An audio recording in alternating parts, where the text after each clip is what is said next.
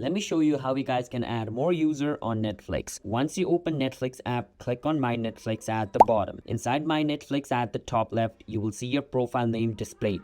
Click on it. Once you click on it, you will see the add profile option. You can click on it. Once you click on it, you can name a profile whatever you want, and you can choose if you want it to be kids profile or not by turning this setting on and off. Once you click on save at the top right, your profile will be created. That's basically how you guys can create a profile. Now once you create a new profile, basically just like give your Netflix login information to whoever you want to add, and once you give him that, it's going to send a verification code to your email or your phone number. Once you give them the verification code as well, they will be able to log in, and whichever new profile you created, they can click on that, and from that profile they can watch whatever they want. That's basically how you guys can add more user in Netflix. And remember, you can only add members in Netflix up to like 4 members if you have bought the family pack. If you have like a single individual pack, only one person at a time can use Netflix, so keep that in mind. Subscribe to our channel for more videos like this.